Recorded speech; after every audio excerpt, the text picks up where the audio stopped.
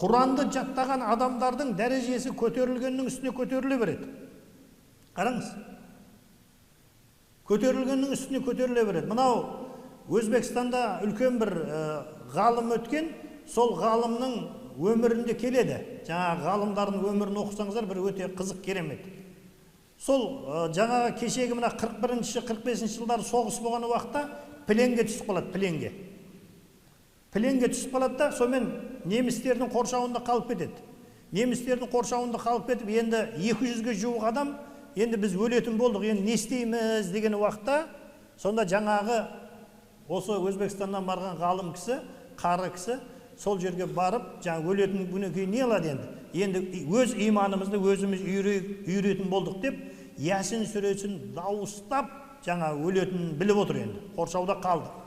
Ясин сүресін дауыстап оқыған уақытта не дейді? Тым-тырыс болып қалды. Атылып атқан оқтар да тоқтады. Барлығы тоқтап қалды дейді.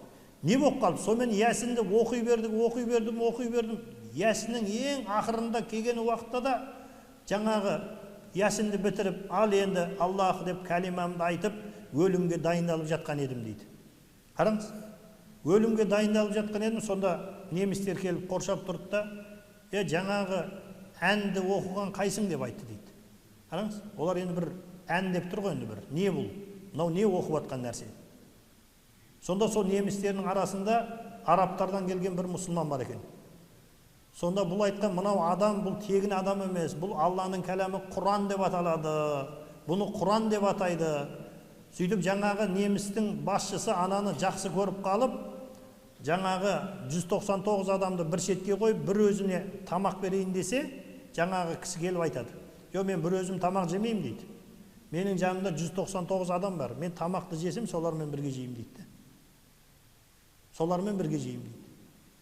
Сонымен аналар сол Құранның құрметі үшін жаңағы 199 адамға да тамақ әкеліп, енді сендер бізді көрген жоқсыңдар, біз сендерді көрген жоқпыз деп, сол жерден жаңағы қамаулы тұрған жерінен 200 адамды шығарып жібереді дейді.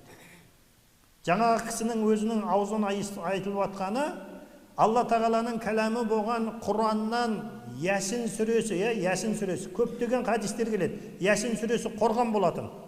Қапасқа түскен уақытта, сапарға шығатын уақытта, бір нәрсе жоғалған уақытта, бір адам бар, бір жерге барып, ойы, ақыл парасаты бір жерге барып тіреліп қалған уақытта, жұмысы жүрмей қалған уақытта, осындай кездерде Ясин сүресін кім оқитын болса, оған Алла Тағала бір шығатын жол көрсетіп қояды.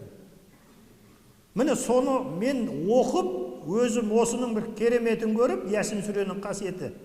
Содан бізді елімізге сол жерден біз қайттық дейді. Содан келіп, мен қанша адамға осы жаққа келіп тәлім тәрбие бердім дейді. Қараңыз, қанша адамға мен тәлім тәрбие бердім дейді. Сол үшін құрметті мұсылмандар, бұл пайғамбарымыз саллаллаху алейхи вассалам Құранға қатысты мына нәрсе, бір Құрандағы бір аятты, Фатиха сүресі болсын, әрбір сүренің бір өзіне тән бір қасиеті бар ғой. Ол айтылды ма, ол міндетті түрде ол нәрсе хақ. Ол қорғайды. Қараңыз. Ауырған жеріңе Фатиха сүресін оқып, 7 рет, 3 рет дем салсаң жазылады. Қанша адам осы Құранның басқа нәрседен таппаған шифаны осы Құраннан тауып жатыр.